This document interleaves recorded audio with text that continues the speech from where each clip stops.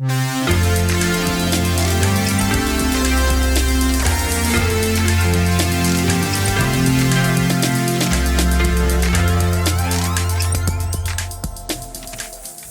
friends, and welcome to Weekly Witness, Texas Impact's weekly podcast designed to help mainstream Texans of faith understand the legislative process and help you engage with the Texas legislature.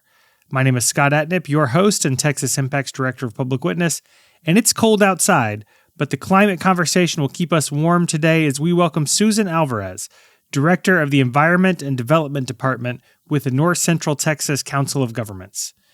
Susan joins us to talk about the work of the COG to address air quality and how you can get involved in your local community. Speaking of North Texas, the Texas Impact team will be there soon, as well as other events in Austin, Houston, and more.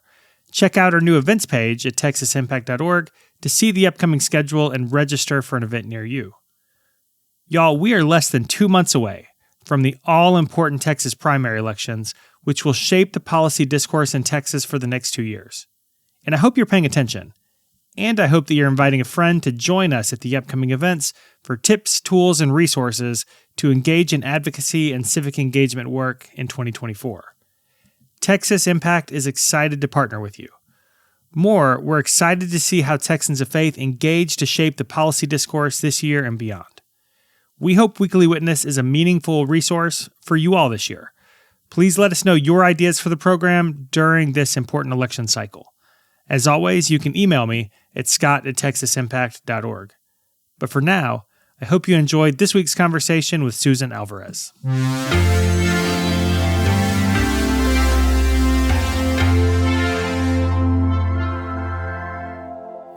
Joining us for today's conversation is Susan Alvarez, the Director of Environment and Development Department with the North Central Texas Council of Governments. Susan, thank you so much for joining us today. Thank you. I'm happy to be here. We're going to be talking about climate today, and I'm sure I need to address maybe some trolls that will end up on our social media feed. We're talking about climate when I'm in my house shivering. That's still okay to be talking about that today, right? Definitely. So one of the things that we're seeing is when the earth heats up, there's less of a differential between the jet stream that we normally see on the lower 48 and the polar jet stream. And so the polar gets out of its lane, so to speak, and zips down to come visit us in Texas, and we subsequently freeze. And everybody remembers that, oh yeah, we get cold. Oh, yeah, we get cold. We're certainly remembering that this week, and I'm glad we could address that up top because I'm sure we'll all hear from some friends about that in the weeks to come. Now, getting to the real business today, you are with the Council of Governments, and for those of us who don't spend as much time in that world, why don't you talk to us about what councils of governments are in general, and more specifically, what your role is with the North Central Texas Council of Governments? Certainly. So we've been around for over 50 years, and the Council of Governments was initially developed in recognition that nature doesn't always necessarily respect political boundaries. And so places like air quality and drainage and water quality and actually even now coordinating our transportation network doesn't happen in a city by city or county by county basis. And so we work within 16 different counties in North Texas, and with about 220 different city governments in North Texas. And we coordinate things like we have regional codes, so everybody in that whole area is using the same building code. We coordinate drainage so that our friends in upstream areas don't develop quickly and negatively impact their neighbors downstream. And probably most critically, we fill a role relative to metropolitan planning, another mouthful, relative to road networks and even down to the traffic signals so that they're all on the same network And so we can revise traffic around congestion if it works that way. Our agency is formally designated by the state and the federal government to receive both the planning grants and also the funding for implementing major road construction. So it's a fairly critical place where we fit, if you will. We don't make rules. We don't enforce rules. We're kind of like a convener collaborator role, and we're fairly effective at that. Yeah, I did some work with our Council of Governments way back in the day in a previous role, and certainly appreciate the work you all do to bring people together, because there are a lot of things that cross those geographical bounds, and one of those is certainly air quality. So talk to us about some of the projects you all are working on to or considering to help improve air quality. So one of the biggest things is in North Texas, back in August of 23, the federal government, EPA, designated the region to be in severe non-attainment for ground level ozone. Ground level ozone is tied to primarily transportation emissions. It is worse when it's warmer. And while the air quality over time has generally improved, it has not improved to the point where we're in compliance with the 2008 regulations and certainly not the 2015 regulations. And so we just submitted comments on the state implementation plan, which is implemented by the TCEQ, the Texas Commission on Environmental Quality, towards attaining appropriate air quality. The other thing that we're doing is we recently received a $1 million planning grant from the EPA to develop, it's under their program called Climate Pollution Reduction Act, or program, it's a grant. We are using that to help develop a cohesive program across all 16 counties to address both emissions that can be tied in with climate change and also local air quality improvement around the priority pollutants. The three that we're most worried about are ozone. The state is, or the EPA is getting ready to basically ratchet up the requirements for particulates, which can be a human health concern for both adults and children. Both ozone and particulates are tied with cardiovascular disease, breathing issues, to some degree cancer, and really are tied with negative public health. And so we are working with our local cities and counties to develop a region-wide plan that can improve air quality, both for our regulatory issues and also for the greenhouse gas emissions that can help reduce our vulnerability to climate. What's interesting is we've done a breakdown on both, and in both cases, about 35 to 40% of the emissions are tied to transportation.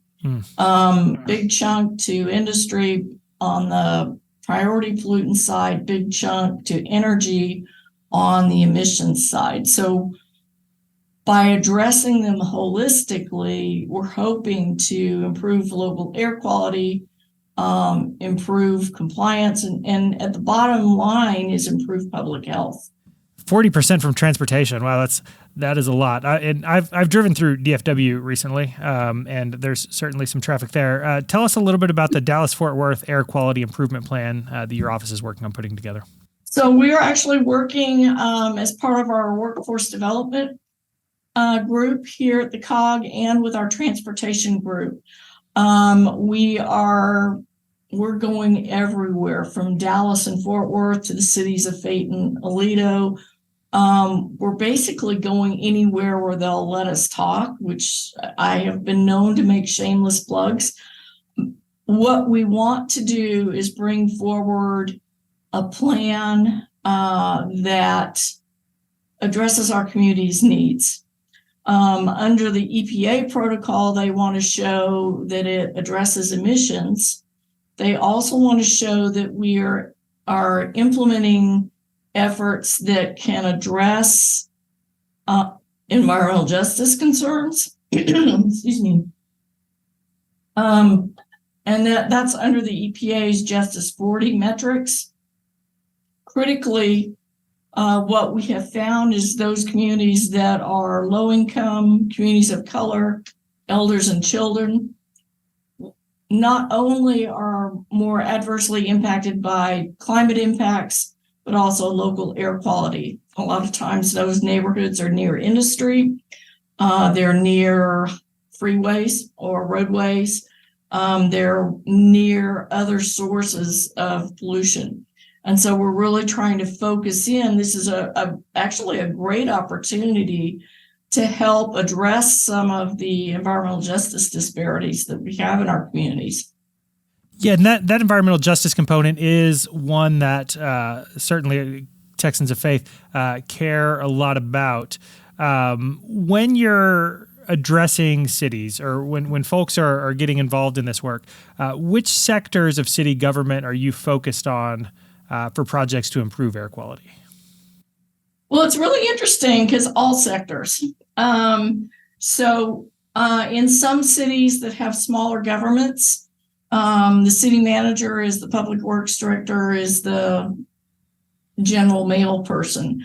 In larger cities like Fort Worth or Dallas, what we have found is we're working. At the end of the day, we have an executive board here at the COG that is formed of county judges, city council members, some of the agency like water utility, major water utilities are on that board. So everybody, depending on the region, right? What they're relying on is their relative staffs to say, yeah, we've had input. Yeah, this is an okay thing. And so we're working both with those board members, but also with the staff in charge of implementing projects, because a lot of times they are the ones that know who really needs help, how much the project's going to cost. The other thing that EPA wants us to do is submit projects that have had trouble getting other funding. So as an example, there's all kinds of funding around for EV charging and electric weatherization, that sort of thing. There may not be as much money related to addressing water plant retrofits. Very much needed. We got to keep the water going. And we've had trouble in this cold weather with a lot of broken lines. So there's some things like that where they've tried for funding and haven't been able to get it. Same with some building retrofits to be more energy efficient. They've tried to get the funding, hasn't made the cut. So how do we fund? I think the big thing is trying to get the money where it's needed most, and where it can complement or add into or supplement existing funding. One of the things we've been encouraging our folks to do over the course of the last few years is to get involved in some of these local issues and build relationships with local elected officials.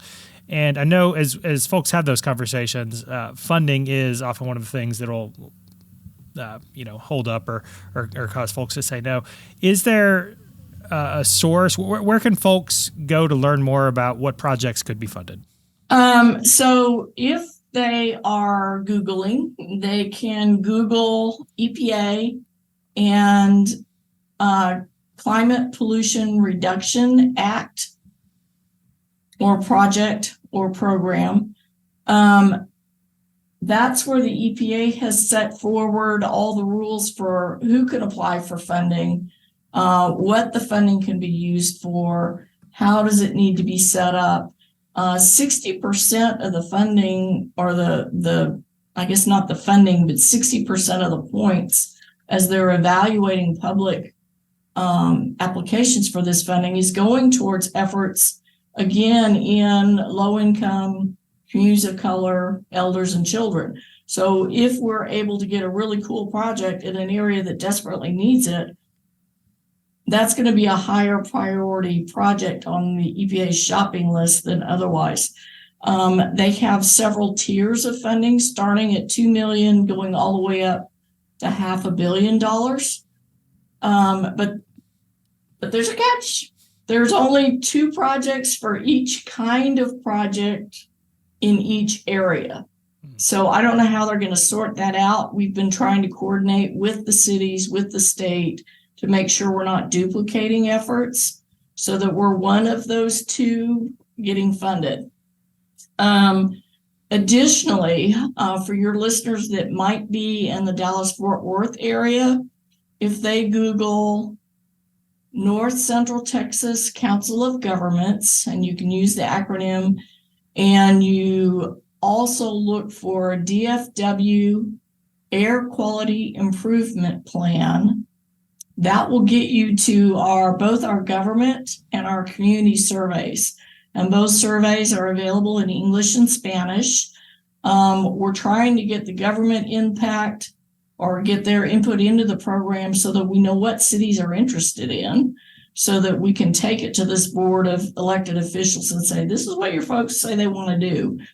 But we also want to hear from the community. We had some Sunrise Movement folks show up at one of our community meetings. It was great. They addressed us in Spanish and told us we were not doing very well with reaching out to youth. Check, you are right. Please come to our meeting next month at University of Texas in Arlington. We'll have plenty of youth for you, and some of them might be Hispanic. Don't know. But it's good to have a good diverse set of feedback coming back in, so that we don't sit here in our offices thinking we know what's going on and we absolutely don't. And so it's really, really important for both the local governments and for our residents to be chiming in on what they think the needs are. This is under our Climate Pollution Reduction Act. We live in Texas. There are some places that you can't say either C word, being carbon or climate. But I think, we briefed to a regional transportation council last week. They got it, that the air quality, both from priority pollutants was going to be a problem and from emissions, and that it's the same percentages. And gosh, if we do stuff related to addressing air quality as a whole, we can help both our residents breathe better, but also help our regulatory compliance situation. So they got it, which is good. But what we have found is no one would disagree that we have an air quality issue here. And so it's being done under a climate grant. It will address climate impacts. It will also address priority pollutants and local public health. Yeah, so you've alluded to it, Tom. Let's talk about the EPA Climate Pollution Reduction Program. You've mentioned air quality. Talk about some of the other benefits to that air quality, health, anything else that will benefit. Oh my gosh, where do I start? So one of the other things that we have found, I came to the Council of Governments from the city of Dallas. Dallas has the largest heat island impact in the country except for Phoenix. Phoenix is in a desert. Dallas is not. And so what we have found is we need to really address heat island impacts. So far, we have received about $2.5 billion in needs related to drainage. So if we are able to green up our cities, maybe not so much concrete and asphalt, maybe a little more grassy areas. Maybe we build some swales that can slow down the drainage coming off of those paved areas. It can, if we do it right, help not just air quality and breathing, but aesthetics, mental health, the urban flood impulse, which can be destructive, and heat islands. And, all of those are, I think, regional benefits that we would want to see. Texas has had its hottest year on record.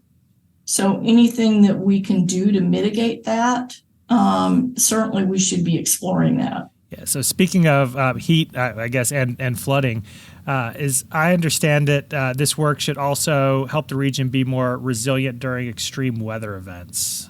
Tell us some more about that. Absolutely.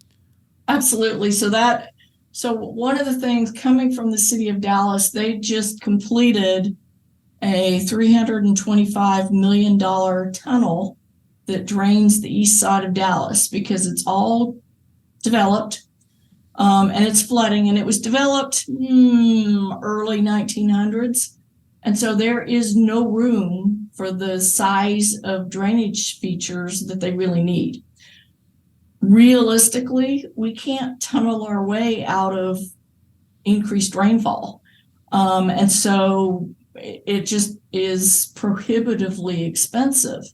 And so we need to relook at how we're developing, and in some cases look at redevelopment of some of our older areas so that we provide some storage, provide a little bit of green factor to cool it off, because those heat islands also raise the cloud up and over the buildings, and then it rains on the other side like crazy. It's like being in a mountain area, only it's buildings instead of mountains.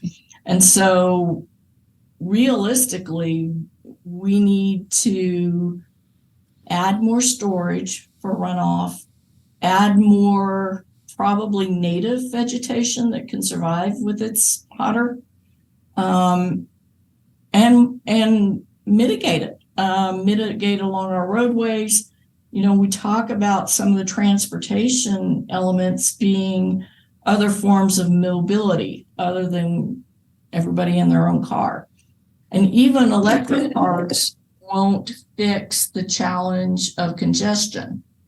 And so we need to get people so that they can use other forms of transportation other than their car, which means making transit more convenient, more regular, and making it more comfortable to walk down the street to that transit stop. And so street trees are huge. It all kind of goes together, to be honest. All right, Susan, you've sold me. There's some really great work taking place in North Texas, but I'm hearing all of this. I grew up in the Houston area, and I know we've got our issues down that direction as well. Other people are from other parts of the state. I know your work centrals in the North Central Texas region, but are there opportunities for our other metro areas or other parts of the state to develop similar plans? Absolutely, and they are. So EPA gave $6 million in these planning grants to Texas. The state has one, TCEQ. They are focusing primarily on industrial and the grid. Houston, through the Houston-Galveston Area Council, has one. The city of Austin, the city of San Antonio, the city of Brownsville, and the city of El Paso all have similar planning grants. We get together once or twice a month to kind of compare notes to see who's doing what. We've been working with the state because of that double jeopardy on not doing something that somebody else has in their plan. And so it's been very helpful. It's interesting, when we were doing the climate plan in Dallas, these same cities were talking about what to do and not do as part of normal climate planning and comparing notes. And the communities are all a little bit different. And so you need to fit the plan to what the community's concerns are, what their physical challenges are. As an example, Houston is very, very close to the Gulf. They're under tidal influence. There literally is no place for the water to go. If you're in San Antonio or Austin, you're worried about infiltration into the Edwards Aquifer and how well that water supply is going to hold out. El Paso is really special. I've spoken with them. They have a unique opportunity to do a binational plan. because of their proximity to Juarez. And so each community has a little bit different makeup, a little bit different identification of challenge areas. I won't say problems. They're not a problem. It's a challenge.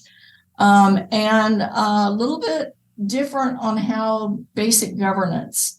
One of the big things is looking at energy. Cities of Dallas and Houston are not municipal electric providers. Cities of San Antonio and Austin are. And so they have some opportunities and actually some risks too that are different. And so how you approach energy in a deregulated market is different if you're an energy provider or if you're another customer. No. And so that provides some differences. And it has come out because they're like, well, why don't you just offer incentives? And it's like, well, we're not in the utility business. We really can't. And so there's some similarities, and we're working together actually to try to plagiarize each other as best that we can, recognizing that each plan needs to be consistent with their own area needs, if that makes sense. Yeah. So speaking of area needs, and you talked about public hearings, public meetings earlier, if folks are interested in this work, how can they get involved? How can they let those who are making decisions understand their community better? So we do have the community impact community impact survey online. They are certainly welcome, and a lot of people don't realize this, but both staff and local government have to listen to their constituents. And so an email or a phone call or even a text to your friendly local council member or mayor or county administrator or even the public works director, they pay attention to it. More likely than not, you may not always get a response. The other place where you really need to show up is at budget time. The city of Dallas has a climate plan because people showed up during the budget hearings, which normally talk about more parks and more libraries and more pay for the policeman or whatever, or no pay for the policeman. That's always a good argument either way. But that's normally the gist of it. In 2018, people showed up and said, what are you doing about climate? You, Mr. Mayor, you committed to the Paris Climate Accord. What are you doing? How are you going to have a climate plan ready by 2020? And they rooted around as part of that and found the money to do a plan. Subsequent years, those folks have shown up and said, okay, what are you doing to implement this plan? We don't want a pretty plan on the shelf. And so it got to the point where now anything comes before council, they're like, is this consistent with the climate plan? And so I don't know that people recognize how powerful their voices are. My friends from the Sunrise Movement showed up at the council hearings on the climate plan to adopt it. They were so eloquent in English and Spanish. And it's really hard to look at all these well-meaning students and say, no, you just can't. They're like, I live here. I'm concerned about my community. You need this because, and they lined out all of their points, and they each spoke a little bit differently, but got their points in. They got listened to. Yeah, I love that. And your voice has so much power at the local level. And so I think that's a good word. I don't think people recognize that, because I'll go to meetings and they'll say, well, how can I do that in Fort Worth? And I said, show up and ask. Yeah.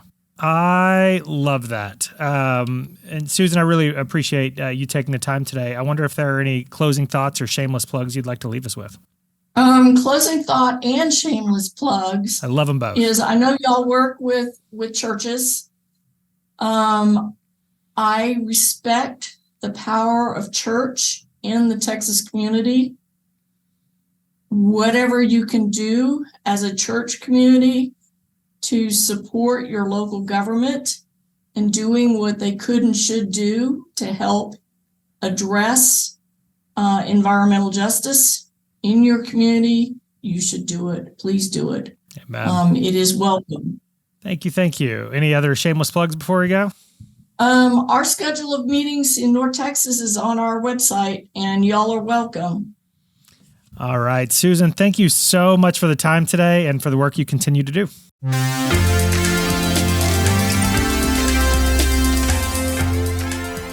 I hope you enjoyed this week's conversation with Susan Alvarez, and I can't wait to hear how you and your congregations engage on climate and air quality in your region. Y'all, this is an important year for democracy, justice, and equity, and I know Texans of Faith will be ready for the challenge. We look forward to partnering with you. If you have questions or ideas for the program, let me know. You can reach out at scott@texasimpact.org. I also hope you'll support this podcast by subscribing, sharing, or joining Texas Impact as a member to support this podcast and the work of Texas Impact year-round. So with that, I think it's time to close out this episode, so remember, the world needs Texans of Faith active and engaged. So let's get to work.